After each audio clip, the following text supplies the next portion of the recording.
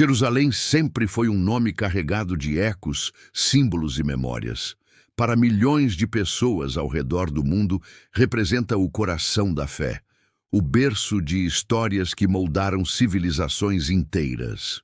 Mas, para uma criança de apenas 6 anos, que vivia em uma pequena cidade contemporânea, a milhares de quilômetros dali, Jerusalém se transformaria em algo muito além de uma lembrança distante de livros ou histórias contadas em templos. Para ele, Jerusalém era lar.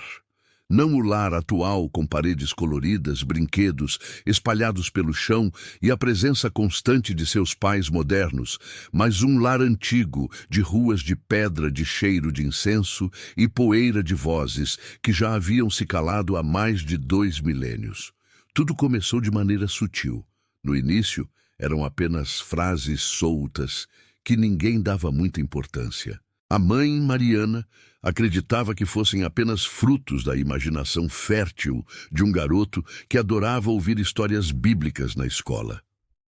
O pai, Roberto, achava engraçado, curioso até, mas nunca considerou nada além de uma criança inventando.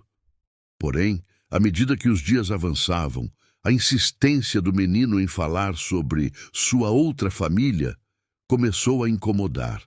Ele não dizia apenas "eu sonhei" ou "eu imaginei". Ele afirmava com uma convicção perturbadora: "Eu já vivi antes, minha casa era em Jerusalém e eu preciso voltar".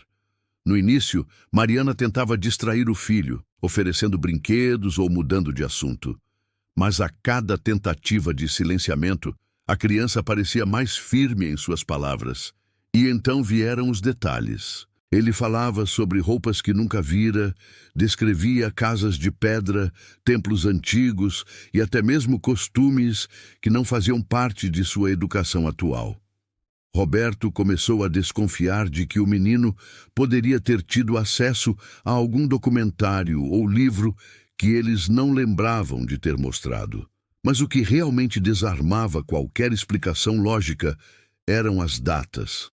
O garoto dizia com uma calma impressionante: "Eu vivi no tempo em que os reis ainda governavam, muito antes de Cristo nascer, por volta de 800 anos antes dele". As palavras soavam absurdas demais para virem de uma criança daquela idade.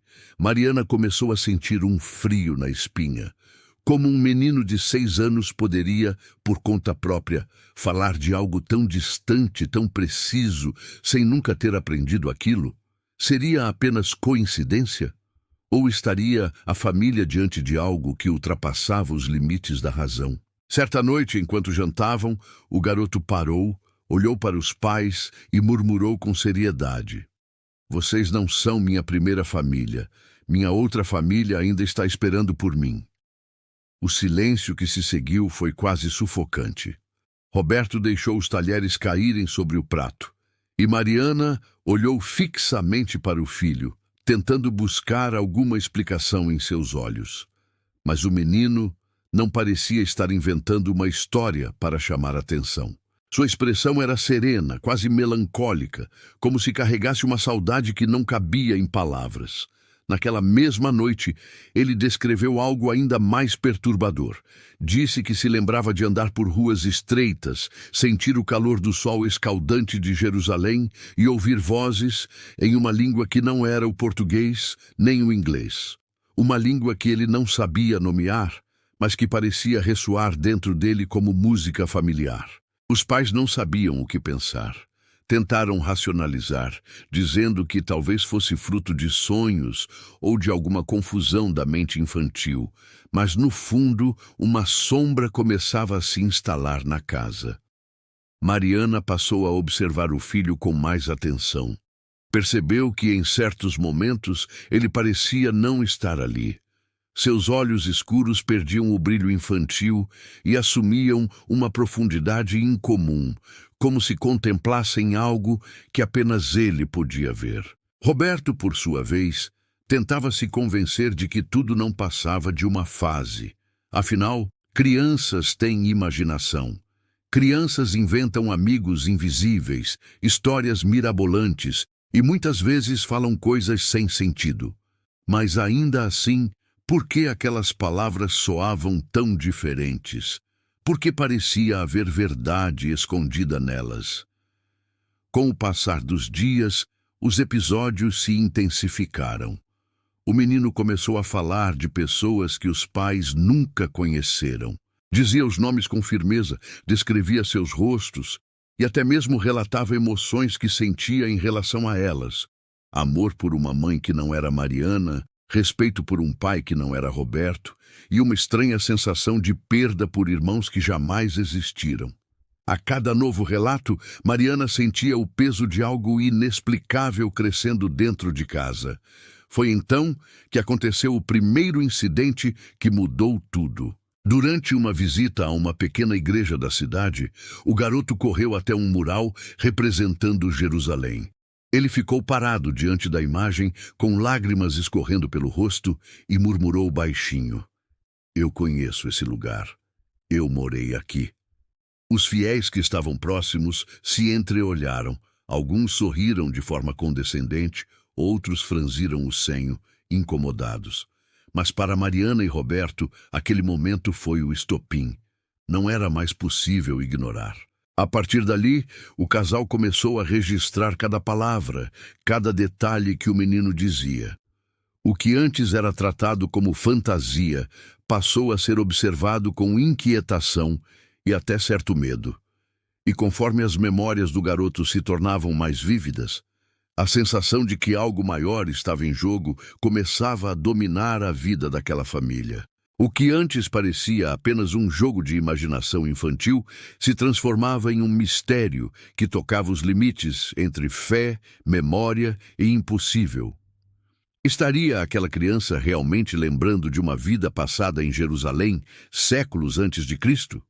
Ou tudo não passava de um fenômeno psicológico ainda não explicado pela ciência?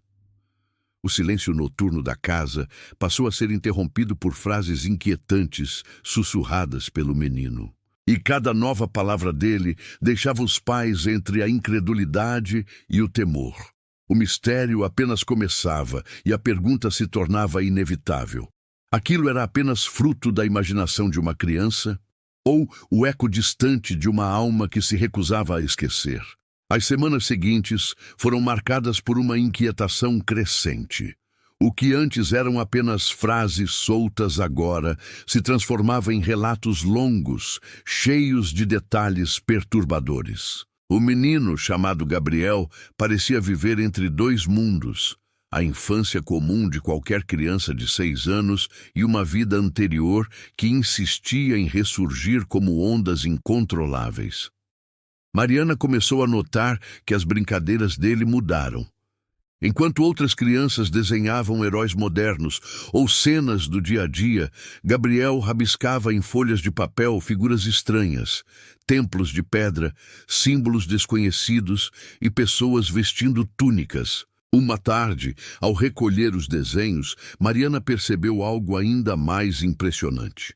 Um dos papéis mostrava uma estrutura muito semelhante ao antigo Templo de Salomão, com colunas e altares.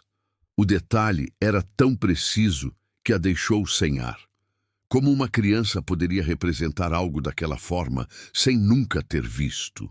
Roberto, cético por natureza, tentou encontrar explicações. Buscou em sites da internet, questionou professores, até investigou se algum desenho animado poderia ter mostrado algo semelhante.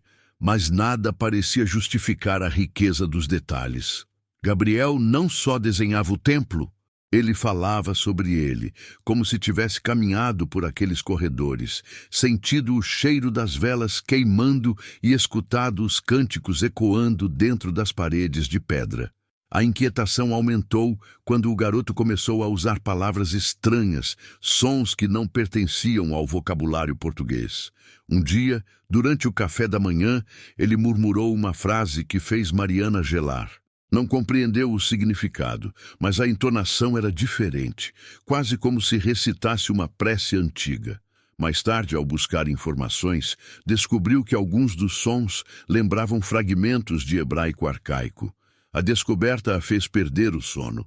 Roberto tentou confrontar o filho. Gabriel, onde você aprendeu isso? Quem te ensinou a falar assim? O menino apenas o encarou, com a naturalidade de quem respondia uma obviedade.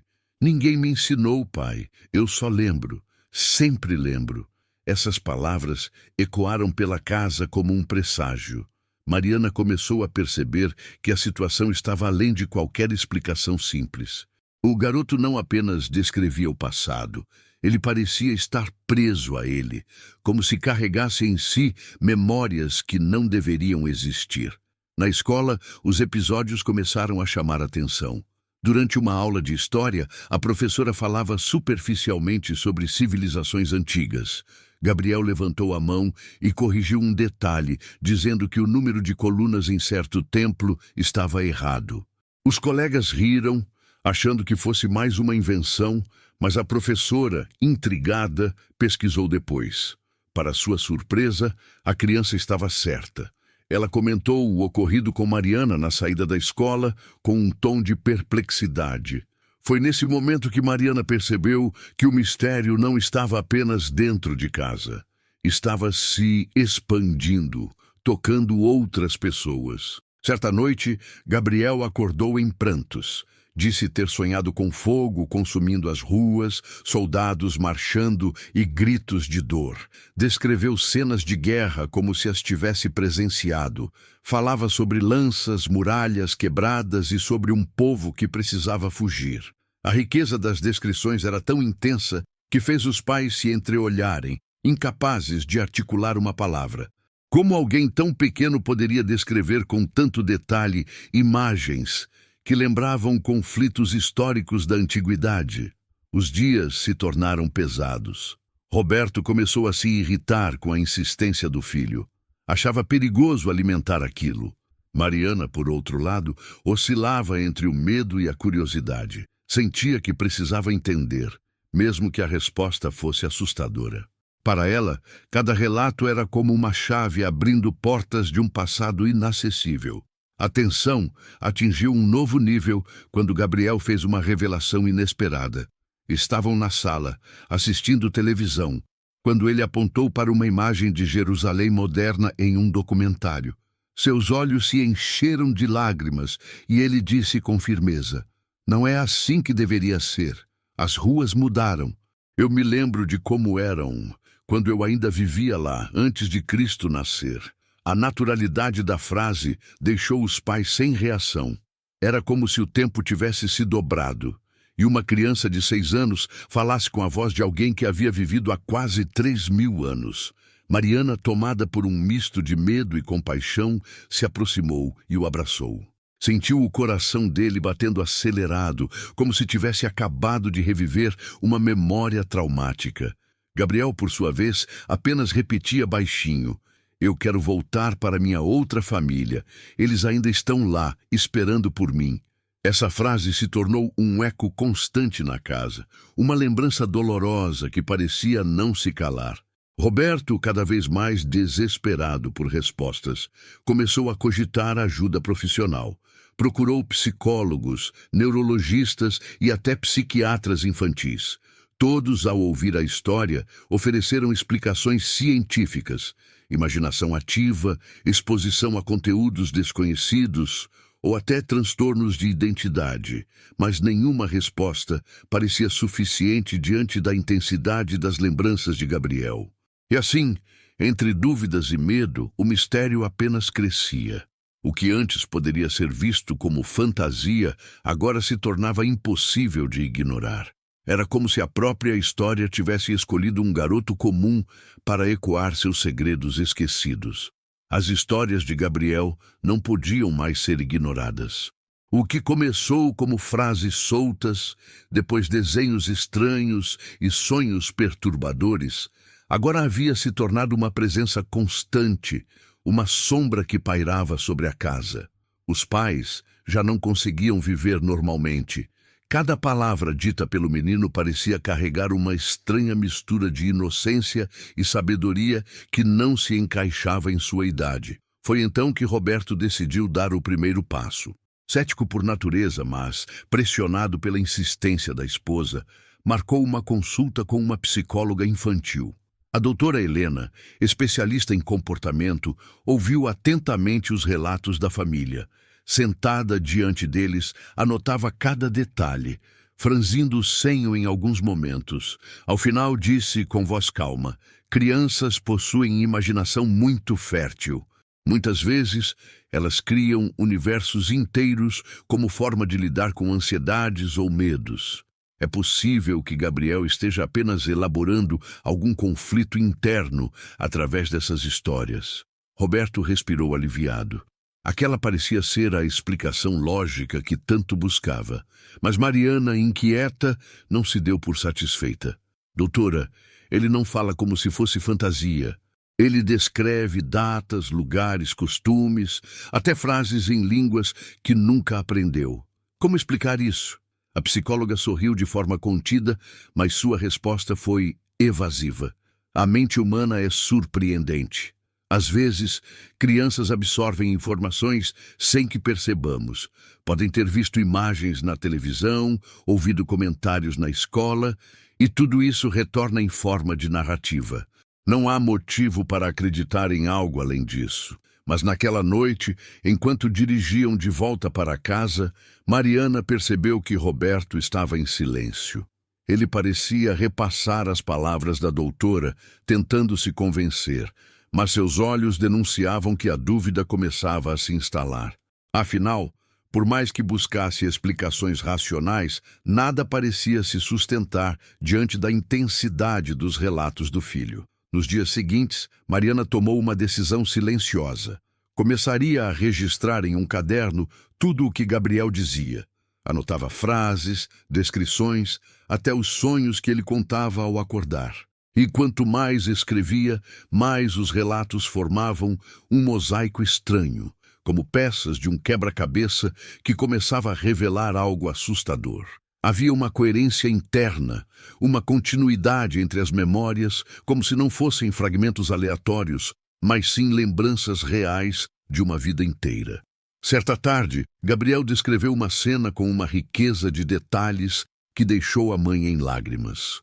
Falou de um mercado movimentado, das barracas cheias de especiarias, do cheiro forte de incenso misturado à poeira das ruas, e até das moedas de bronze que passavam de mão em mão.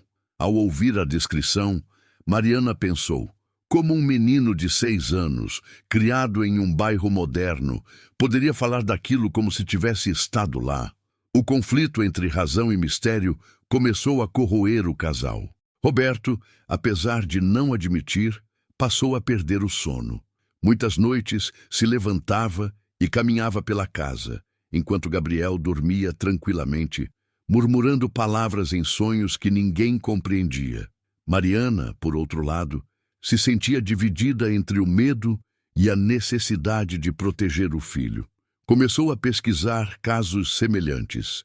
Crianças que afirmavam lembrar de vidas passadas, relatos de reencarnação estudados por parapsicólogos, até registros históricos de crianças que surpreendiam famílias inteiras com memórias inexplicáveis. Foi então que encontraram o nome do professor Ian Stevenson, um pesquisador que havia documentado centenas de casos de supostas reencarnações em crianças pelo mundo. Mariana leu em voz alta um dos relatos, e Roberto ficou pálido ao perceber as semelhanças com o que viviam. Crianças que lembravam de famílias anteriores, que descreviam locais desconhecidos, que choravam de saudade de lares que nunca tinham habitado naquela vida.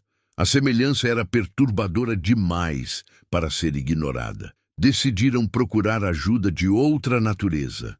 Mariana sugeriu conversar com um líder espiritual da comunidade local. O pastor, ao ouvir os relatos, descartou de imediato a possibilidade de reencarnação, afirmando que aquilo era influência maligna, uma espécie de engano espiritual. Recomendou orações, leituras bíblicas e vigilância constante. Roberto agarrou-se àquilo, pois oferecia um tipo de segurança. Mas Gabriel, ao ouvir as preces, apenas olhou para os pais e disse: isso não vai trazer minha outra família de volta. A frase cortou o ar como uma lâmina invisível. O pastor se retirou desconfortável e Mariana sentiu que as respostas religiosas não eram suficientes. O mistério parecia maior do que qualquer doutrina poderia abarcar. As dúvidas se acumulavam. Psicólogos ofereciam explicações simplistas. Líderes religiosos traziam consolos que não se encaixavam. A ciência dizia que era a imaginação, mas o coração materno dizia que era real demais para ser ignorado. E Gabriel, alheio às discussões, continuava sua jornada de lembranças, carregando em seus olhos uma melancolia que não pertencia a uma criança daquela idade. Em uma manhã chuvosa, ele fez um novo pedido. Mãe, eu preciso voltar a Jerusalém. Preciso mostrar a vocês onde morei antes. Mariana engoliu em seco. Não sabia se aquilo era um delírio ou um chamado. Mas, no fundo, sentia que estava diante de algo muito maior do que ela podia compreender. O peso do mistério se tornava insuportável. Cada nova revelação aumentava a sensação de que a família estava sendo arrastada para um enigma que não tinha retorno. E pela primeira vez, Mariana e Roberto admitiram para si mesmos. Não estavam apenas lidando com a imaginação de uma criança. Estavam diante de algo que desafiava o próprio entendimento do que é real. A tensão que rondava a casa já havia se transformado em algo quase palpável. Cada palavra de Gabriel parecia carregar mais peso do que deveria. O menino, antes alegre e brincalhão, agora passava boa parte do tempo em silêncio, observando detalhes invisíveis aos olhos de todos. Seus pais começaram a perceber que ele já não se comportava como uma criança comum. Não se divertia mais com os mesmos brinquedos. Não se empolgava com os desenhos animados que antes o faziam sorrir. Em vez disso, sua atenção se voltava para algo que ninguém conseguia ver. Memórias de uma vida que insistia em se impor. Certo dia, enquanto Mariana arrumava a cozinha, Gabriel entrou no ambiente com passos lentos.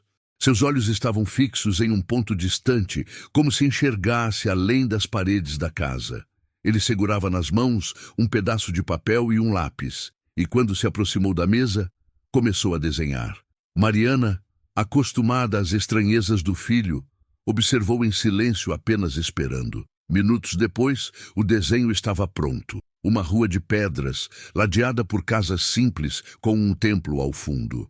No centro, uma pequena inscrição em símbolos que pareciam rabiscos infantis, mas havia algo perturbador.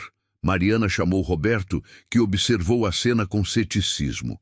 Gabriel olhou para os dois e disse com calma: Aqui era a minha casa. Vocês não acreditam em mim, mas eu posso mostrar. Era exatamente assim, em Jerusalém, quando eu vivia lá. Roberto suspirou, impaciente. Mas antes que pudesse responder, Gabriel completou com uma frase que mudaria tudo. E meu nome não era Gabriel. Meu nome era Eliabe. A revelação caiu como um raio. Mariana arregalou os olhos, sentindo um calafrio percorrer a espinha. Roberto tentou rir, mas a risada morreu antes de sair. O menino parecia absolutamente sério. Não era um jogo, não era uma invenção improvisada. Ele pronunciara aquele nome com uma naturalidade assustadora, como se fosse tão familiar quanto o próprio nome atual.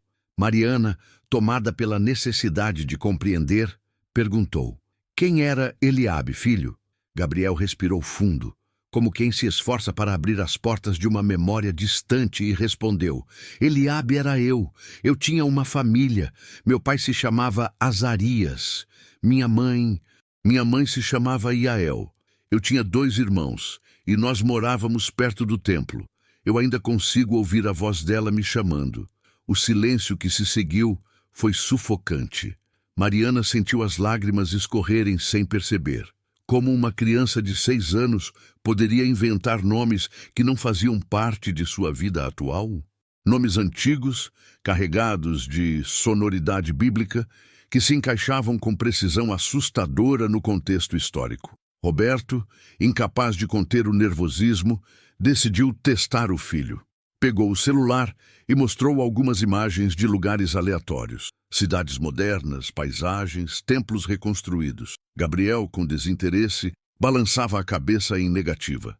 Até que uma imagem apareceu. Uma reconstituição digital de Jerusalém antiga. Seus olhos brilharam e um arrepio percorreu seu corpo pequeno. Ele apontou para a tela e disse em voz firme: "Foi aqui, aqui eu vivi. Foi aqui que tudo aconteceu." Roberto ficou sem fala. Mariana sentiu o coração disparar. O peso daquela afirmação era demais para ser suportado. Nos dias que seguiram, Gabriel começou a revelar ainda mais. Contou sobre o trabalho do pai, que negociava tecidos e grãos. Descreveu como ajudava a carregar cestos no mercado, como corria pelas ruas estreitas com os irmãos e como sua mãe cuidava da casa com dedicação. Cada detalhe parecia emergir de um fundo infinito de lembranças. Mas o mais perturbador ainda estava por vir. Numa noite chuvosa, enquanto estavam reunidos na sala, Gabriel falou com um olhar distante. "Eu me lembro do dia em que morri." As palavras caíram como uma sentença. Mariana ficou pálida. Roberto, por reflexo, pediu que ele não falasse besteiras. Mas o garoto insistiu. "Eu estava perto do templo. Havia soldados. Houve confusão, gritos. Eu senti dor e depois não lembro de mais nada. Só lembro de acordar aqui, com outro nome, em outra família." As mãos de Mariana tremiam. Era impossível ouvir aquilo e não acreditar que algo extraordinário estava acontecendo. O menino falava com convicção, sem hesitação, como alguém que realmente revive um trauma antigo. A revelação deixou a família dividida entre a necessidade de buscar respostas e o medo de continuar escutando. Roberto queria calar o filho, convencido de que falar sobre isso só pioraria a situação. Mariana, por outro lado, sentia que cada palavra era uma pista, um fragmento de uma verdade maior que ainda não conseguiam compreender. Naquela semana, algo inesperado aconteceu. Gabriel, em mais um de seus sonhos, acordou chorando e disse que via sua mãe antiga, Yael, chamando por ele. "Ela ainda espera por mim", repetia entre soluços. A dor em sua voz era tão real que Mariana abraçou o filho, sentindo como se consolasse alguém que tinha perdido tudo. Roberto, mesmo relutante, começou a se render ao inexplicável. Naquela noite, em silêncio, pesquisou na internet os nomes ditos pelo filho. Para seu espanto, descobriu registros antigos que mencionavam pessoas chamadas Azarias e Yael, na região da Judéia, por volta do século VIII a.C. A coincidência era assustadora demais para ser ignorada. Era o primeiro grande clímax da história. Não se tratava mais apenas de frases soltas ou desenhos. Agora havia nomes, memórias de morte, descrições que coincidiam com registros históricos. O mistério ultrapassava qualquer limite de imaginação. E diante disso, uma pergunta se tornava inevitável. Gabriel era apenas uma criança com uma mente fértil, ou seria realmente Eliabe, o menino de Jerusalém, que havia retornado séculos depois para lembrar ao mundo que a alma jamais esquece? Depois da revelação do nome Eliabe e da lembrança de sua própria morte, a vida da família nunca mais voltou ao normal. A cada dia, Gabriel parecia perder um pouco mais da leveza infantil e carregar consigo o peso de alguém que havia vivido e sofrido séculos antes. Mariana percebia isso em cada olhar distante, em cada palavra sussurrada durante o sono. Já Roberto, embora tentasse se manter racional, começava a sentir que a lógica e a ciência já não ofereciam respostas. As anotações de Mariana, que no início eram apenas curiosidade, transformaram-se em um diário meticuloso. Páginas e mais páginas preenchidas com detalhes que o filho relatava. Ali estavam descrições de casas, mercados, ruas, templos, nomes e até costumes de um povo antigo. À medida que lia suas próprias anotações, Mariana tinha a estranha sensação de estar acompanhando uma investigação arqueológica dentro de sua própria casa. Gabriel começou a falar com mais clareza sobre sua outra vida. Ele descrevia como se sentava aos pés do pai, Azarias, enquanto aprendia sobre o comércio de tecidos. Contava que Yael, sua mãe antiga, tinha olhos gentis e mãos calejadas de tanto trabalhar. Relatava também o cheiro das especiarias no mercado, o som de instrumentos de corda durante festividades e até o gosto do pão assado em fornos de pedra. Tudo era tão vívido que Mariana não conseguia mais chamar aquilo de invenção. O ponto mais inquietante veio quando o menino descreveu um local específico. Uma casa com paredes de pedra clara, situada perto de um poço comunitário, de onde as mulheres retiravam água em grandes jarros.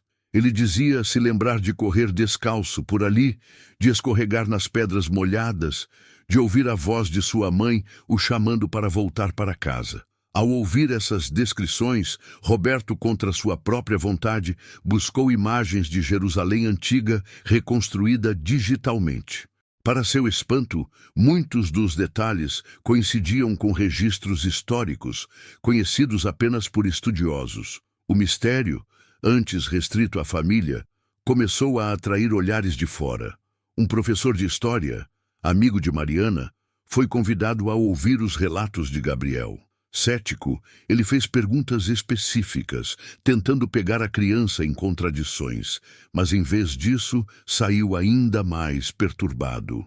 Gabriel respondia com naturalidade, sem hesitação, descrevendo aspectos que correspondiam a estudos arqueológicos. O professor, em silêncio, admitiu que não sabia o que pensar. Enquanto isso, os sonhos de Gabriel se intensificavam. Ele acordava no meio da noite, suado, chorando, dizendo que via chamas consumindo casas e soldados invadindo as ruas. Mariana o abraçava e tentava acalmá-lo, mas dentro de si sabia que aquelas visões não eram apenas pesadelos. Eram lembranças de um trauma profundo, um eco de um passado perdido no tempo. Foi nesse ponto que Gabriel fez um pedido inesperado. Mãe, pai, vocês precisam me levar até Jerusalém. Eu sei o caminho. Eu preciso mostrar a vocês onde era minha casa. Roberto quase explodiu em protestos. Aquilo parecia absurdo demais. Mas Mariana, embora apavorada, sentiu um arrepio profundo. Não era mais apenas uma criança pedindo uma viagem qualquer. Era como se ele clamasse por um reencontro com algo que ainda o prendia. O pedido se repetiu nos dias seguintes. Gabriel chorava ao falar de sua outra família. Dizia que seus irmãos o esperavam, que sua mãe chorava por sua ausência. As palavras eram tão carregadas de emoção que até Roberto começou a fraquejar. Enquanto tentavam lidar com aquilo, um novo detalhe surgiu. Gabriel começou a descrever um símbolo estranho que dizia estar gravado em uma das paredes de sua antiga casa. Ele o desenhou várias vezes, uma espécie de figura circular com traços que lembravam inscrições antigas. Mariana levou o desenho até o professor de história, que ficou em choque ao perceber a semelhança com símbolos usados em inscrições hebraicas do século VIII a.C. O mistério se tornava insustentável. Era impossível ignorar. Gabriel não apenas falava de lembranças vagas, ele trazia informações concretas, precisas, que correspondiam a registros históricos. Roberto, embora tentasse manter os pés no chão, começou a sentir um peso terrível. E se o filho realmente fosse a prova viva de que a alma não morre? As conversas na casa passaram a girar em torno de uma única questão: o que fazer? Se atendessem ao pedido de Gabriel, estariam validando suas memórias, correndo atrás de algo impossível de comprovar. Mas se ignorassem, estariam condenando o filho a viver atormentado por lembranças que não compreendia. As noites se tornaram insuportáveis. Gabriel falava durante o sono, murmurava nomes, chorava pedindo para voltar. Mariana já não dormia, atormentada pelo desejo de proteger o filho e pelo medo do desconhecido. Roberto, por sua vez, mergulhava em pesquisas secretas, lendo sobre casos de reencarnação, sobre o trabalho de estudiosos que documentaram relatos semelhantes ao do menino. Quanto mais lia, mais percebia que aquilo não era um fenômeno isolado. Foi então que Gabriel revelou um detalhe final, algo que parecia anunciar que o clímax estava próximo. Durante uma manhã silenciosa, ele segurou a mão da mãe e disse com lágrimas nos olhos: "Eu sei onde está o meu túmulo." Mariana ficou paralisada. O menino descreveu um campo de pedras fora da cidade, perto de uma colina, onde dizia ter sido enterrado. Falava com uma naturalidade que deixava claro: ele não estava inventando. Esse foi o ponto de não retorno. O mistério havia ultrapassado qualquer limite. Não se tratava mais apenas de sonhos ou memórias confusas. Agora havia um local específico, uma promessa de prova. E assim, com medo e esperança entrelaçados, a família começou a se preparar para aquilo que poderia mudar suas vidas para sempre. A busca pelo lugar onde passado e presente se encontrariam. A decisão foi tomada em silêncio. Roberto e Mariana, depois de noites mal dormidas, conversas intermináveis e lágrimas contidas, aceitaram que não podiam mais fugir. O pedido do filho não era um capricho infantil, mas uma súplica dolorosa, como se uma parte dele clamasse por libertação. Assim, com medo e esperança entrelaçados, decidiram levá-lo a Jerusalém. A viagem em si já parecia carregada de presságios. Gabriel, durante todo o trajeto, permaneceu calmo, quase sereno, como alguém que sabia exatamente o que estava prestes a encontrar. Seus olhos, fixos na janela do avião, refletiam não a ansiedade de uma criança viajando pela primeira vez, mas a nostalgia de quem regressa ao lar depois de uma ausência longa demais. Mariana observava em silêncio, com o coração apertado. Roberto, apesar de ainda lutar contra sua descrença, já não tinha forças para negar. Ao chegarem a Jerusalém, o contraste foi imediato.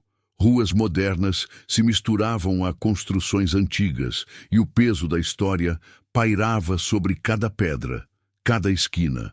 Gabriel, no entanto, parecia alheio ao presente. Seus passos, firmes e decididos, guiavam os pais por vielas estreitas, como se já conhecesse o caminho. Ele não precisava de mapas, não se perdia, não hesitava. Apenas seguia, como quem reencontra um percurso gravado na alma. O primeiro momento de choque veio quando, ao atravessar uma rua próxima ao Muro das Lamentações, Gabriel parou de repente. Seus olhos se encheram de lágrimas e ele murmurou: Aqui é perto de onde eu vivia." Turistas passavam tirando fotos, mas para Mariana e Roberto o tempo pareceu parar. O menino se aproximou de uma área restrita, fechada por portões, e apontou.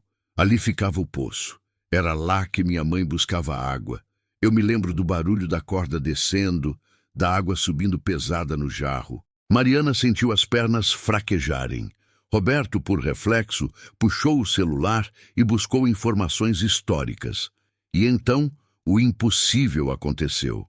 Descobriu registros arqueológicos indicando que, de fato, havia existido um poço comunitário naquela área na época em que Gabriel dizia ter vivido. Mas aquilo era apenas o começo. Nos dias seguintes, Gabriel continuou a guiar os pais. Falava de ruas que já não existiam, descrevia casas que haviam desaparecido há séculos, e ainda assim suas palavras coincidiam com estudos e escavações arqueológicas. Um guia local, ao ouvir os relatos, ficou intrigado. Ele mesmo confessou que poucas pessoas tinham conhecimento de tais detalhes. Foi então que chegaram ao ponto decisivo. Gabriel levou-os até uma área fora do centro histórico, perto de uma colina rochosa. Seus olhos brilharam de uma maneira que Mariana nunca tinha visto. Ele caminhou até um ponto específico, ajoelhou-se e tocou as pedras com delicadeza. Seus lábios tremeram quando disse: Aqui, é aqui que está o meu túmulo. O silêncio foi absoluto. Mariana caiu de joelhos ao lado do filho, sentindo o coração explodir dentro do peito. Roberto, incrédulo, tentava encontrar explicações, mas suas mãos tremiam. Gabriel, com uma serenidade perturbadora, começou a descrever a cena de sua própria morte. Falou de soldados, de gritos, de fogo e do momento em que sentiu a vida escapar de seu corpo. Suas palavras não eram as de uma criança inventando. Eram de alguém que lembrava cada detalhe com a dor de quem realmente viveu aquilo. As lágrimas de Mariana escorriam livremente.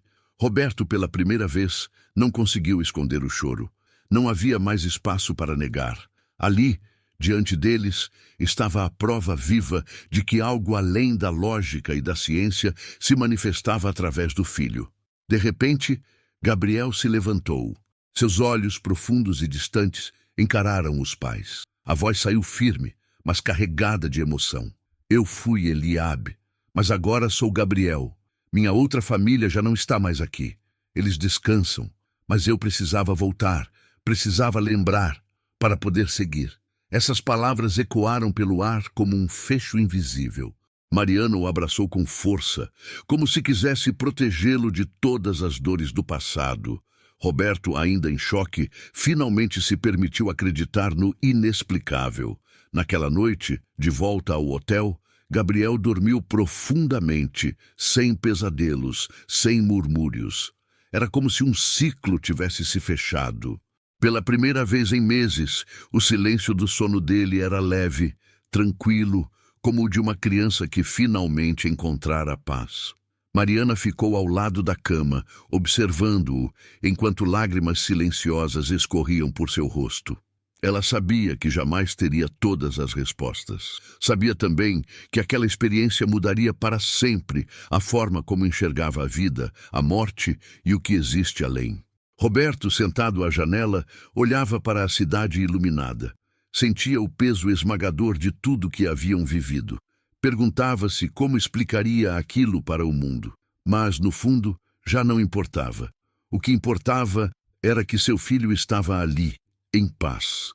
E talvez, apenas talvez, a alma tivesse realmente encontrado o caminho de volta. Na manhã seguinte, Gabriel acordou sorrindo. Não falou de sua outra família. Não pediu para voltar. Apenas disse, com simplicidade, agora eu posso viver aqui. E assim, entre ruínas milenares e memórias que desafiaram a lógica, a família entendeu que havia participado de algo extraordinário. Um encontro entre o passado e o presente, entre o mistério e a fé, entre a vida e a morte. E o que restava era a pergunta que jamais teria resposta definitiva. Gabriel era apenas uma criança de imaginação prodigiosa ou realmente a alma de Eliabe, que atravessara os séculos para encontrar descanso? A viagem havia terminado, mas o impacto permanecia em cada gesto da família.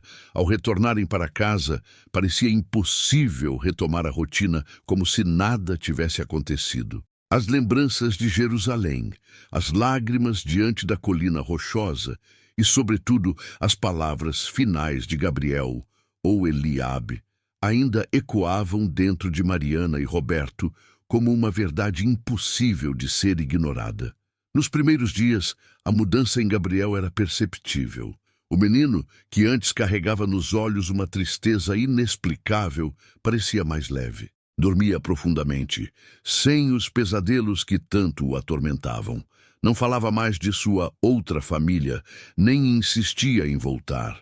Mas havia uma serenidade em sua postura, uma espécie de paz que revelava que algo dentro dele havia sido resolvido. Para Mariana, isso era o suficiente. Não importava se jamais conseguiria compreender, se nunca encontraria uma explicação lógica ou científica. O que importava era ver o filho em paz, sorrindo novamente como uma criança deveria sorrir. Mas em silêncio, ela continuava a escrever em seu diário, registrando cada mudança, cada detalhe, cada lembrança da viagem. Sabia que, de alguma forma, aquilo era uma história que precisava ser preservada, não apenas para Gabriel, mas talvez para o mundo. Roberto, por outro lado, mergulhou em um turbilhão de questionamentos. O homem que sempre confiou na lógica, que acreditava que tudo tinha uma explicação racional, agora se via diante de um enigma que a ciência não podia responder. Ele se lembrava da voz firme do filho dizendo: "Eu fui Eliabe, mas agora sou Gabriel." Essas palavras o perseguiam, não como delírio, mas como uma confissão impossível de negar. Ele passou a devorar livros e artigos sobre reencarnação. Lia casos documentados, relatos de crianças em várias partes do mundo que descreviam vidas passadas. Em muitos deles, encontrou semelhanças assustadoras com a experiência de Gabriel. O ceticismo que antes o protegia agora havia cedido espaço a uma dúvida incômoda. E se, afinal, a alma realmente continuasse depois da morte? Enquanto isso, a vida cotidiana tentava retomar seu curso. Gabriel voltou à escola, brincava com os colegas, mas carregava consigo uma aura diferente. As professoras comentavam que ele parecia mais maduro, mais reflexivo, como se tivesse envelhecido anos em poucos meses. Não era arrogância nem distância. Era apenas a presença silenciosa de alguém que tinha visto mais do que deveria. Mariana, certa noite, sentou-se ao lado do filho e perguntou com cautela: Gabriel, você ainda se lembra de Eliabe? O menino, sem hesitar, respondeu: Eu me lembro, mãe, mas agora eu posso ser eu. Essa frase foi como um bálsamo. Mariana entendeu que não precisava mais ter medo. Gabriel não estava preso ao passado, mas havia encontrado uma forma de reconciliá-lo com o presente. Ainda assim, havia momentos em que o mistério ressurgia. Às vezes, Gabriel fitava o vazio com um olhar distante, como se visse algo além do alcance dos olhos humanos. Nessas horas, Mariana sentia que uma parte de Eliabe ainda existia dentro dele, silenciosa, mas presente. A experiência também transformou o casamento. Roberto e Mariana, antes divididos entre fé e razão, agora caminhavam juntos em uma busca maior. Eles sabiam que jamais poderiam contar toda a história sem serem alvo de descrédito ou zombaria. Mas dentro de casa, a verdade era clara. Tinham testemunhado algo que desafiava o entendimento humano. Em uma noite silenciosa, enquanto observava o filho dormir, Roberto murmurou para Mariana: Sabe o que mais me assusta? Não é pensar que ele inventou tudo. É pensar que ele realmente viveu tudo. Mariana, com lágrimas contidas, apenas assentiu. O tempo passou. Meses se transformaram em um ano, e Gabriel já não falava mais da vida passada. As memórias de Eliabe pareciam adormecidas, como uma chama que havia cumprido seu propósito e agora podia descansar. Mas o impacto do mistério permaneceu. Para os pais, a vida nunca mais foi a mesma, e talvez essa fosse a maior revelação. Não importava se era reencarnação ou ilusão, lembrança verdadeira ou fantasia elaborada. O que importava era o poder transformador da experiência. Aquele menino havia carregado nos ombros o peso de 2 vidas, e ao fazê-lo, havia mostrado aos pais que a realidade é muito maior do que podemos compreender. No fim, a família encontrou uma forma de seguir em frente. Mariana continuou escrevendo em seu diário, registrando cada memória para que um dia, talvez, Gabriel pudesse ler. Roberto, embora ainda buscasse respostas nos livros e artigos, já não sentia a mesma urgência em provar nada. Aprendera a conviver com a dúvida, aceitando que algumas verdades não podem ser medidas nem explicadas. E Gabriel, por sua vez, voltou a ser apenas uma criança. Corria, brincava, ria alto, mas em seus olhos permanecia um brilho silencioso, um reflexo de Jerusalém antiga, de um menino chamado Eliabe, que de alguma forma havia encontrado descanso através dele. A vida havia retomado um ritmo mais tranquilo, mas a experiência em Jerusalém deixara marcas profundas na família. O tempo passou, e Gabriel parecia finalmente em paz, como se o peso das lembranças tivesse sido aliviado no momento em que encontrou o local onde acreditava estar enterrado. No entanto, aquela história estava longe de terminar. Mesmo que o menino não falasse mais de sua outra vida com a mesma intensidade, sinais sutis surgiam de tempos em tempos. Certo dia, Mariana o encontrou desenhando novamente. Ele havia parado com esse hábito após a viagem, mas agora rabiscava no papel símbolos estranhos, semelhantes aos que desenhara antes. Quando ela perguntou o que significavam, Gabriel respondeu com naturalidade: São marcas para não esquecer. As palavras simples e misteriosas mexeram com ela. Era como se uma parte dele ainda mantivesse contato com aquele passado. Roberto, por sua vez, evitava falar sobre o assunto. Queria acreditar que o ciclo estava encerrado, mas a cada novo sinal percebia que algumas histórias não terminam tão facilmente. Foi então que uma nova personagem entrou na vida deles.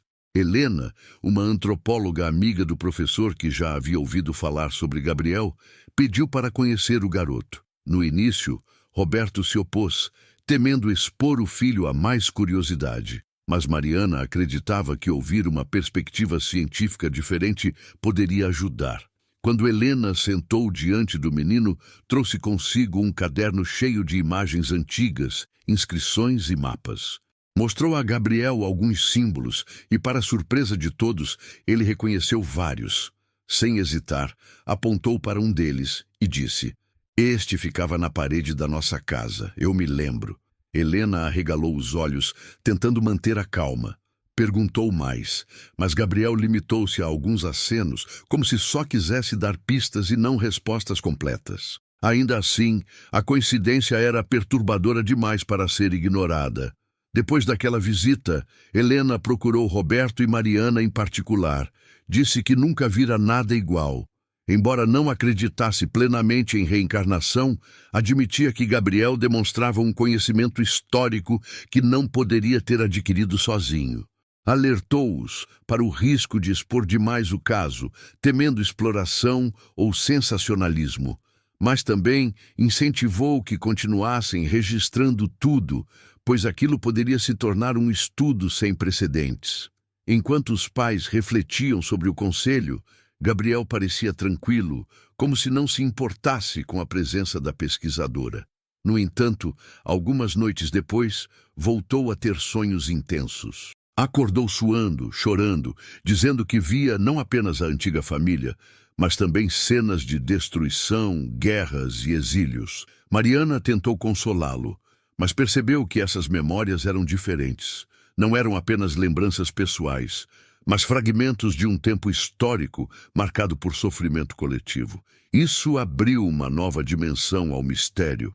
Não se tratava apenas da história de um menino chamado Eliabe, mas talvez da própria memória de um povo inteiro refletida em uma criança do presente. Roberto, ainda dividido entre a razão e a fé, começou a se perguntar se Gabriel não estava, de alguma forma, conectado a algo maior do que uma vida individual.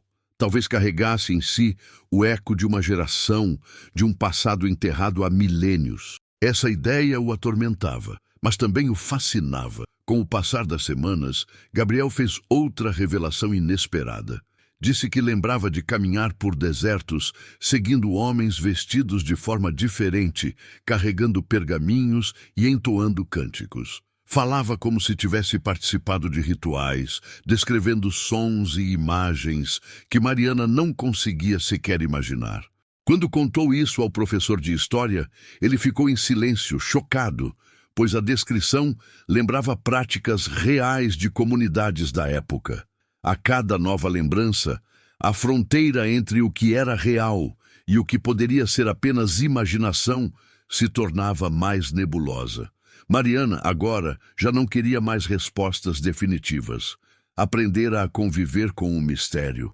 Roberto ainda tentava lutar, mas sabia, no fundo, que o filho tinha atravessado algo que escapava a qualquer explicação lógica.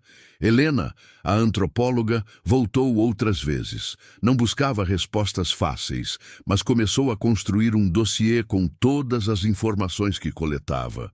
Mariana, inicialmente relutante, aceitou colaborar, desde que preservassem a identidade de Gabriel. Não queria que ele fosse tratado como um objeto de estudo, mas também sabia que havia algo ali que não poderia ser simplesmente escondido. Em uma dessas visitas, Helena perguntou diretamente ao menino: "Gabriel, por que você acha que se lembra de tudo isso?" Ele pensou por alguns segundos, encarando o vazio, e respondeu com a simplicidade de uma criança: "Porque alguém precisava lembrar." Essa frase deixou todos em silêncio. Era como se, em poucas palavras, ele tivesse resumido o mistério que o cercava. Talvez não fosse apenas sobre ele. Talvez fosse sobre a necessidade de manter viva uma memória que o tempo tentava apagar. Com o tempo, Gabriel passou a falar menos do passado. Não porque havia esquecido, mas porque parecia ter aceitado que aquelas lembranças já tinham cumprido seu papel. Ainda assim, de vez em quando, deixava escapar frases que deixavam todos arrepiados, como quando, olhando para o pôr do sol, disse: "É o mesmo céu que eu via quando era Eliabe. Só que agora ele parece mais distante." Essas pequenas confissões mantinham viva a chama do mistério, lembrando aos pais que, embora houvesse momentos de paz, a história nunca seria totalmente encerrada. A vida seguiu. A escola, os amigos, as brincadeiras. Gabriel voltou a ser, em muitos aspectos, apenas uma criança, mas dentro dele Mariana sabia havia algo maior. Algo que jamais poderia ser explicado em palavras, mas que sempre estaria presente em seus olhos. O silêncio que parecia ter se instalado depois da viagem começou a se desfazer lentamente. Gabriel voltara à rotina, mas o mistério jamais abandonou a casa. Era como se cada canto ainda guardasse ecos das palavras ditas em Jerusalém. Cada sombra trouxesse lembranças de um passado que se recusava a desaparecer. Durante semanas tudo pareceu tranquilo. Gabriel ria, brincava e dormia bem. Mas, de repente, começaram os sinais sutis, quase imperceptíveis. Primeiro foram os desenhos. Depois, frases soltas, ditas como quem fala sozinho, mas carregadas de um peso estranho. E pouco a pouco, as noites de calmaria voltaram a ser perturbadas por sonhos que o deixavam inquieto. Mariana foi a primeira a perceber a mudança. Uma madrugada, acordou com o filho sentado na cama, os olhos arregalados, suando, repetindo em voz baixa: o fogo nunca se apaga." Ela correu até ele, o abraçou, tentou acalmá-lo. Gabriel demorou a voltar a si, como se tivesse atravessado novamente as fronteiras do tempo. Quando finalmente relaxou, murmurou: "Eu pensei que tinha acabado, mãe, mas eles ainda estão lá." Essas palavras a deixaram paralisada. Quem eram eles? O que ainda estaria preso na mente de Gabriel? Nos dias seguintes, ele começou a se isolar mais. Passava horas olhando para o horizonte, como se buscasse algo invisível. Quando Mariana perguntava o que havia de errado, ele respondia com frases desconexas como: "Eu ainda escuto as vozes. Elas não foram embora." Roberto tentou racionalizar, dizendo que era apenas resquício dos sonhos, mas por dentro sentia o peso da dúvida, corroendo cada vez mais suas certezas. Afinal, como explicar que um menino de 6 anos falasse de maneira tão precisa sobre fatos e sentimentos que pareciam muito maiores do que ele? Certa noite, Gabriel teve uma crise mais intensa. Acordou gritando, dizendo que via homens armados, muralhas desmoronando, pessoas correndo em desespero. Seus gritos ecoaram pela casa, acordando os vizinhos. Quando finalmente se acalmou, olhou para os pais com lágrimas nos olhos e disse: "Eu pensei que tinha deixado isso para trás, mas a guerra ainda vive em mim." Foi nesse ponto que Mariana começou a se perguntar se o filho não era apenas portador de uma memória individual, mas de algo maior, coletivo. Talvez Gabriel estivesse carregando não apenas a lembrança de uma vida, mas o trauma de todo um povo. A ideia a assustava, mas fazia sentido. Os relatos dele não eram apenas sobre sua antiga família, mas sobre guerras, destruição, exílios. Pareciam mais do que lembranças pessoais, eram fragmentos de uma história que marcara uma civilização. Helena, a antropóloga, voltou a visitá-los. Ao ouvir os novos relatos, ficou em silêncio por um longo tempo antes de dizer: "Talvez ele não seja apenas a lembrança de um menino. Talvez Gabriel seja, de alguma forma, a voz de uma memória que não quer ser esquecida." Essas palavras calaram fundo em Mariana, mas também a deixaram ainda mais assustada. Porque se fosse verdade, significava que o filho carregava algo muito maior do que qualquer criança deveria suportar. A partir daí, os episódios se tornaram mais frequentes. Gabriel começou a falar em idiomas que não conhecia, palavras que soavam antigas e estranhas. Certa vez, em meio ao delírio de um sonho, recitou frases inteiras em hebraico arcaico. Roberto gravou com o celular e mostrou a um estudioso da região, que confirmou a autenticidade da língua, embora fosse impossível para uma criança daquela idade aprender sozinha. O choque foi devastador. Agora já não havia mais espaço para negar. As evidências se acumulavam e o mistério se tornava insustentável. Gabriel também começou a demonstrar comportamentos diferentes. Em vez de apenas recordar, parecia sentir as dores físicas daquilo que lembrava. Tocava o peito e dizia que sentia a mesma dor do dia em que morreu. Tremia ao ouvir sons altos, como se revivesse momentos de batalha. Era como se o corpo dele carregasse marcas invisíveis de uma vida passada. Mariana, em lágrimas, perguntava: "Filho, o que você quer que eu faça?" E ele respondia com simplicidade: "Só não deixe que eu esqueça." Essas palavras eram um fardo e uma revelação ao mesmo tempo. O que uma mãe poderia fazer se não carregar junto com o filho o peso de um passado impossível? Roberto, tomado pelo desespero, procurou mais especialistas. Alguns falaram em transtornos de identidade, outros em distúrbios psicológicos. Mas nenhum deles conseguia explicar os detalhes históricos, as línguas, os símbolos. No fundo, ele sabia. O que acontecia com Gabriel estava além da ciência. Os dias se tornaram uma sucessão de tensão. Cada noite podia trazer uma nova revelação. Cada sonho podia abrir mais uma ferida antiga.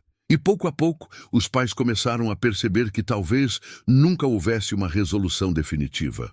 Gabriel carregava dentro de si algo que ninguém podia compreender completamente. Algo que oscilava entre a ilusão e a verdade, entre a imaginação e a memória. Algo que fazia do menino uma ponte entre o presente e um passado que se recusava a ser apagado. E foi então que, em uma manhã silenciosa, ele olhou para os pais e disse: "Eu não sei se ainda sou Gabriel ou se ainda sou Eliabe. Talvez eu seja os dois." Essa frase, simples e devastadora, trouxe consigo a última dúvida, porque, no fundo, nem ele mesmo sabia onde terminava a vida presente e onde começava a outra. O mistério, que parecia resolvido após a viagem, havia retornado com mais força. Agora, não era apenas uma questão de reencarnação ou ilusão. Era algo maior, mais profundo, mais perturbador. A família, já transformada por tudo que vivera, entendia que talvez nunca houvesse resposta. A única certeza era a de que carregariam para sempre as marcas daquela história. E, no coração de Mariana, um pensamento inquietante persistia. Se Gabriel realmente era a lembrança viva de uma alma antiga, o que mais ainda poderia emergir das profundezas de sua memória? O tempo passou, mas as marcas permaneceram. A família já não via a vida com os mesmos olhos. A experiência havia rasgado o véu da realidade comum, revelando algo que não poderia ser ignorado.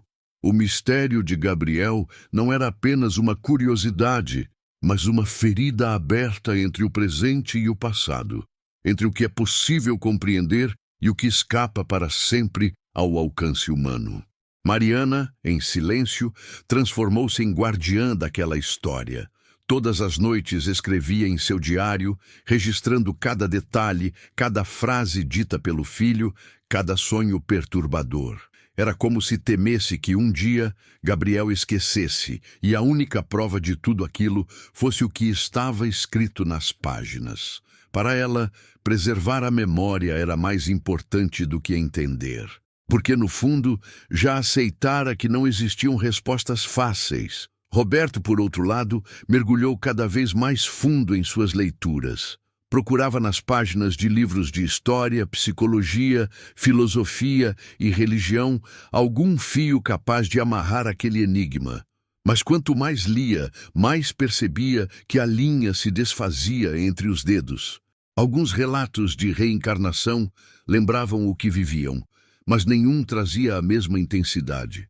Outros falavam de memórias coletivas, de traumas ancestrais gravados no inconsciente da humanidade. Ele começou a se perguntar se Gabriel era apenas um recipiente desse peso. Certa noite, sentado à mesa com o diário de Mariana aberto diante dele, Roberto confessou à esposa: talvez nunca saibamos a verdade.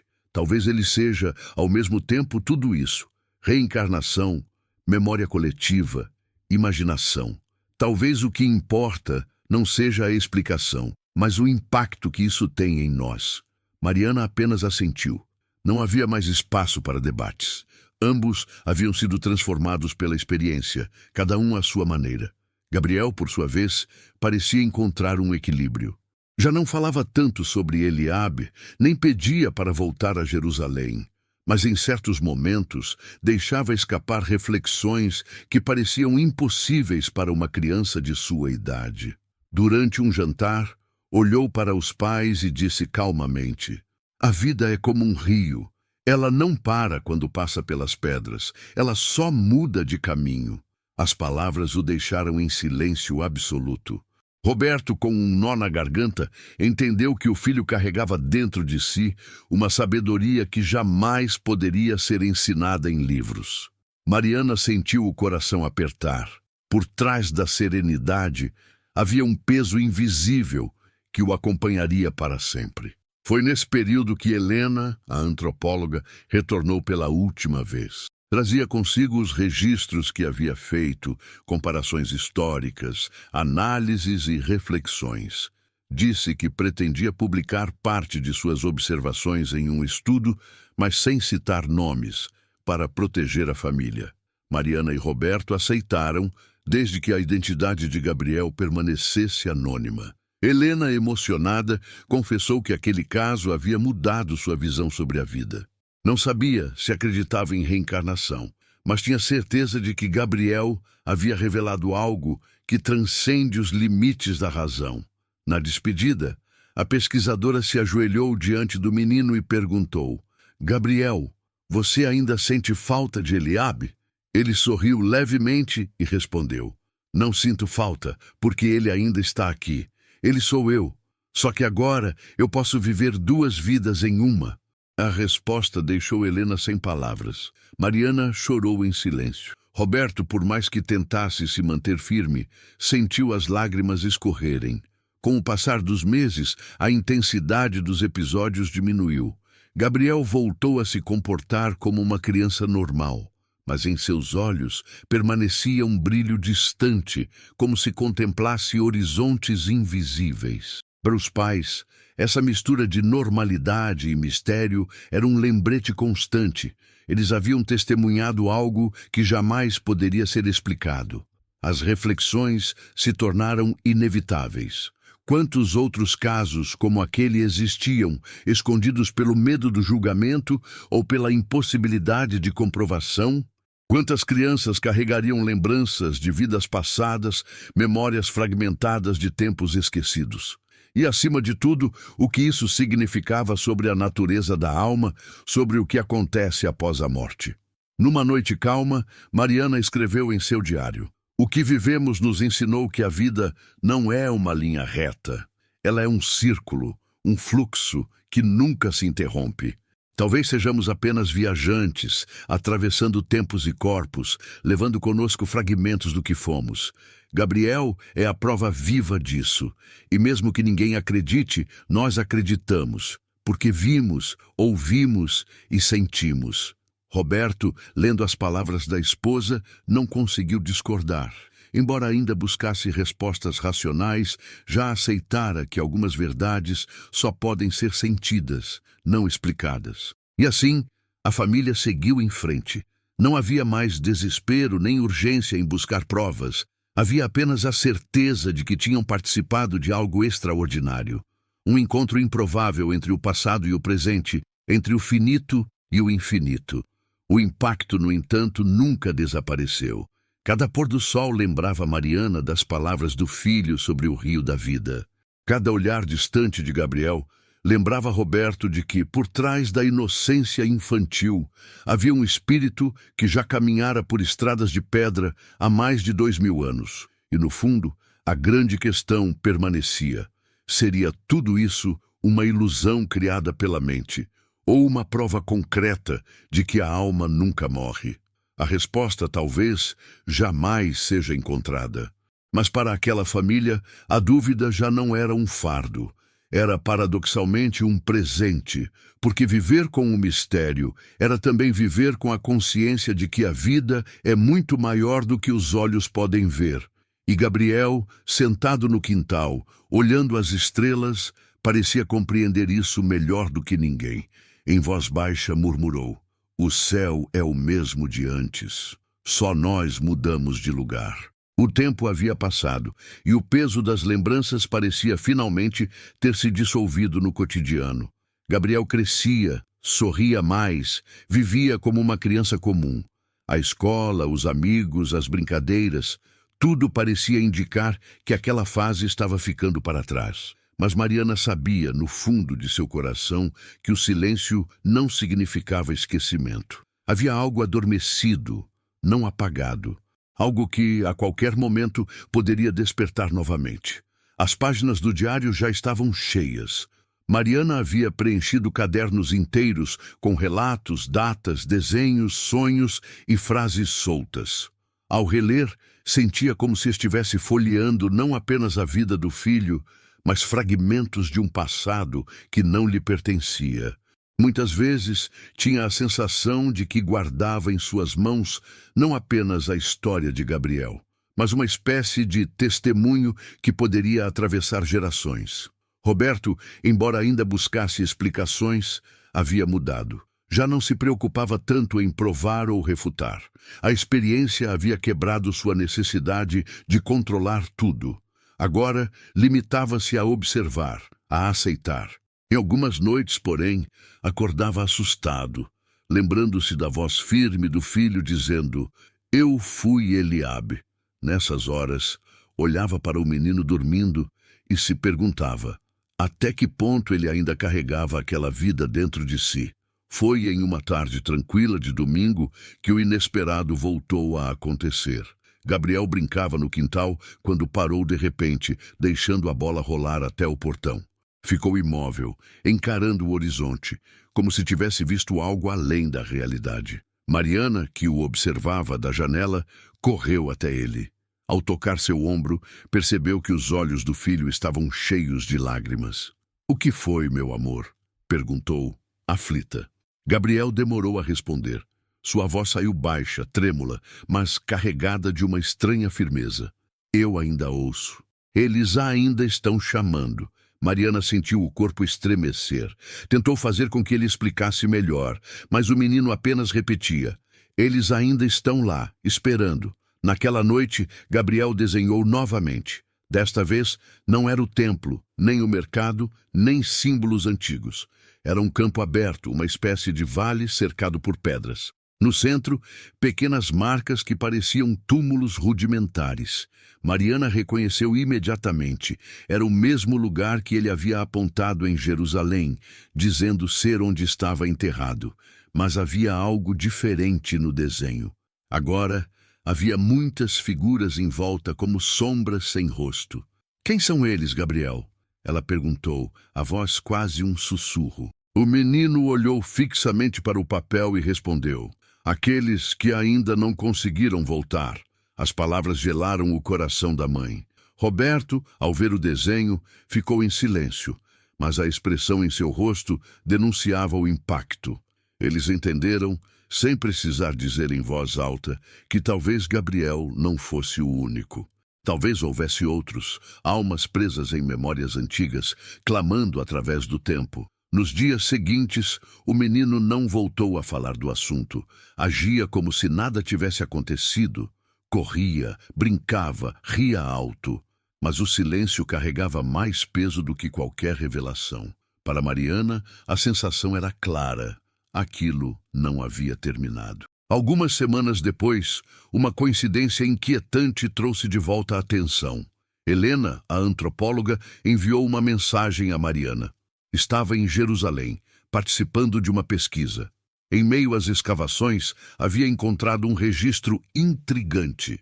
uma inscrição fragmentada mencionando o nome Eliabe, associada a uma família de comerciantes. Não havia como garantir que fosse o mesmo Eliabe, mas a coincidência era perturbadora demais para ser ignorada. Mariana leu a mensagem várias vezes em silêncio, sem saber se respondia. Guardou o celular e decidiu não mostrar imediatamente a Roberto. Sentia que aquela informação era mais uma peça do quebra-cabeça, mas também uma ferida que poderia reabrir o mistério de forma ainda mais dolorosa. Naquela mesma noite, Gabriel acordou de repente. Foi até o quarto dos pais e, em pé diante da cama, disse com uma calma assustadora: "Eu sonhei com o lugar outra vez. Eles ainda me chamam, mas agora não tenho medo." Mariana segurou a mão dele, tentando esconder o próprio tremor. Roberto, sem forças para questionar, apenas abraçou o filho. O silêncio da madrugada os envolveu, e naquele instante todos entenderam que o mistério jamais teria um fim absoluto. A vida continuaria, Gabriel cresceria, mas uma parte dele sempre estaria conectada a algo maior, algo que atravessava séculos. E o que restava à família era aprender a conviver com isso, com a dúvida, com a incerteza, com a sensação de que carregavam dentro de casa uma ponte entre mundos. A história parecia ter chegado ao fim, mas o eco ainda permanecia, porque no fundo, aquela não era apenas a história de Gabriel. Era a história de todos os que em algum momento já se perguntaram: será que vivemos apenas uma vez? Ou será que cada alma carrega dentro de si lembranças que o tempo insiste em guardar? E assim, entre silêncios, sonhos e revelações, a família percebeu que talvez não houvesse fechamento definitivo. Porque o verdadeiro mistério não era Gabriel, nem Eliabe, mas a própria vida. Uma vida que, de alguma forma, se recusa a ser esquecida. O tempo avançava, e Gabriel crescia como qualquer criança deveria crescer. À primeira vista, parecia que tudo havia voltado ao normal. Ele ria alto, jogava bola com os amigos, estudava, fazia perguntas curiosas sobre o mundo moderno. Para os vizinhos e professores, era apenas mais um menino em processo de descoberta, mas para Mariana e Roberto, havia sempre um detalhe que os impedia de esquecer. Em certos momentos, bastava olhar nos olhos do filho para perceber que algo muito maior vivia ali dentro. Era como se, por trás da inocência infantil, existisse uma presença silenciosa, uma memória que nunca se apagaria por completo. Mariana continuava escrevendo em seus diários, agora empilhados em uma caixa trancada no armário. Não tinha coragem de reler tudo, mas sabia que um dia talvez Gabriel precisasse revisitar cada palavra, não apenas para se lembrar de Eliabe, mas para compreender a si mesmo. Roberto, por sua vez, já não buscava respostas desesperadamente. Havia aprendido a conviver com a dúvida, a aceitá-la como parte da vida. Porque no fundo entendia que algumas verdades não estão destinadas a serem desvendadas. O que havia restado de toda aquela experiência era mais do que lembranças, era transformação. Mariana havia se tornado mais sensível ao mistério da vida, mais aberta ao inexplicável. Roberto havia aprendido a humildade de reconhecer os limites da razão. E Gabriel, mesmo sem entender plenamente, havia se tornado um símbolo vivo de que a existência é maior do que qualquer explicação. Um dia, já mais velho, Gabriel sentou-se no quintal com os pais e disse com a calma de quem já tinha visto muito mais do que seus anos de vida poderiam explicar. Eu não sou só Gabriel e também não sou só Eliabe. Eu sou as duas coisas e talvez seja mais do que isso. Mariana se emocionou. Roberto ficou em silêncio, apenas observando. Não havia necessidade de discutir. Era uma verdade que só ele podia sentir. Aos poucos, a família começou a perceber que o mistério não era um peso, mas um presente. O inexplicável, em vez de assustar, passou a ser visto como uma oportunidade de reflexão. O que é a vida? O que acontece depois da morte? Seríamos apenas matéria ou carregaríamos em nós memórias que atravessam os séculos? As respostas não estavam ali, mas as perguntas já bastavam para transformar a forma como enxergavam o mundo. Os anos se passaram. Gabriel deixou de falar com frequência sobre Eliabe, mas nunca perdeu aquela profundidade no olhar. Em alguns momentos, diante de situações difíceis, dizia frases que pareciam vir de alguém muito mais velho. Em outros, mostrava uma maturidade que assustava até os professores. Mas para os pais, aquilo já não era motivo de angústia. Era apenas quem ele era, um menino comum com uma alma extraordinária. E então, em uma noite de verão, sentado à varanda e olhando para o céu estrelado, Gabriel murmurou uma última frase que ficaria gravada para sempre na memória dos pais. O céu nunca muda. O que muda somos nós. E um dia, quando tudo acabar, talvez eu veja de novo aqueles que deixei para trás. Mariana segurou a mão do filho, emocionada. Roberto respirou fundo, aceitando que jamais teria respostas. E naquele instante, os três compreenderam que a vida é feita de mistérios e que a beleza dela está justamente em não poder ser completamente explicada. O caso de Gabriel nunca foi publicado em jornais, nunca virou manchete. A família escolheu o silêncio. Não buscava fama nem reconhecimento. O que viveram era íntimo demais, profundo demais, para ser entregue ao julgamento do mundo. Ficou guardado nos diários de Mariana, na memória de Roberto e, acima de tudo, no coração de Gabriel. Mas mesmo sem publicidade, aquela história tinha cumprido seu propósito, porque havia transformado 3 vidas para sempre. Havia mostrado que a linha entre passado e presente é muito mais tênue do que imaginamos. Havia provado que o inexplicável pode se manifestar no lugar mais inesperado, na voz frágil de uma criança. E para quem escuta, resta apenas a dúvida e a reflexão inevitável. Será que vivemos apenas uma vez? Ou será que, em algum canto escondido da alma, carregamos lembranças que o tempo insiste em preservar? O mistério de Gabriel não trouxe respostas definitivas, mas trouxe algo maior. Trouxe a consciência de que a vida é um rio contínuo, que atravessa pedras, séculos e fronteiras. Um rio que nunca se apaga, mesmo quando acreditamos que chegou ao fim. E talvez essa seja a verdade mais importante. Não importa se Gabriel foi realmente Eliabe, se suas memórias eram fragmentos de uma vida passada ou ilusões inexplicáveis. O que importa é que ele lembrou. E ao lembrar, nos ensinou que a alma pode ser infinita, que o amor pode atravessar o tempo e que o mistério é, no fim, o que nos mantém vivos. E assim, entre lembranças e silêncios, a família seguiu em frente. Nunca mais falaram abertamente sobre reencarnação. Nunca mais buscaram provas. Aprenderam a viver com a dúvida e, na dúvida, encontraram paz. Porque algumas histórias não existem para serem provadas. Existem apenas para serem sentidas.